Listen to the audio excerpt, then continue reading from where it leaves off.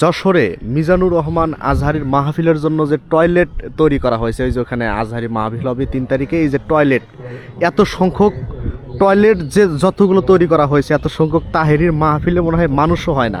চলুন আপনাদেরকে দেখাই। হ্যাঁ, এত শত শত টয়লেট কিন্তু মানে ভিআইপি আকারেই তৈরি করা হয়েছে। এই দেখেন, এটা হচ্ছে সিঁড়ি করে দেওয়া হয়েছে, কিন্তু এটা মাহফিল শেষে কিন্তু ভেঙে দেওয়া হবে। তারপরেও তারা 8 দিন হাসপাতাল অর্থাৎ আকিস ফাউন্ডেশন তারা কিন্তু কোনো দিক কমতি রাখেন নাই।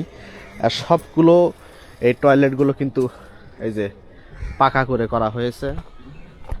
দেখছেন, শত শত টয়লেট নির্মাণ করা হয়েছে শুধু মাত্র এই আজহারীর মাহফিলের জন্য। এখানে হাজার হাজার লক্ষ লক্ষ প্রায় 20 লক্ষ মানুষের সমাগম ঘটতে পারে, যে কারণেই এতগুলো টয়লেট তৈরি করা হয়েছে।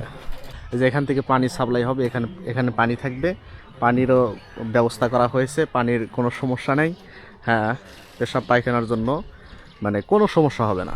এবং এই যে এখানেও শত শত টয়লেট আপনারা দেখছেন, যে বললাম না যে কোনো দিক দিয়ে কমতি রাখে নাই। এই যে লোকালভাবে শুধু নামার জন্য এই হাজার হাজার টাকা ব্যয় করা হয়েছে শুধুমাত্র কেবলমাত্র মিজানুর রহমান আজহারীর জন্য। আমি যদি এভাবে যেতেই থাকি তাহলে আমার কাছে মনে হচ্ছে যে শেষ হবে না, শেষ হওয়ার কোনো অপশনই নাই, এত টয়লেট নির্মাণ করা হয়েছে। লক্ষ্য করেন, এই যে এখানে বিশাল মঞ্চ, এটা বিশাল এক ফিল্ড, প্রায় 20 লক্ষ ধারণ ক্ষমতা আছে।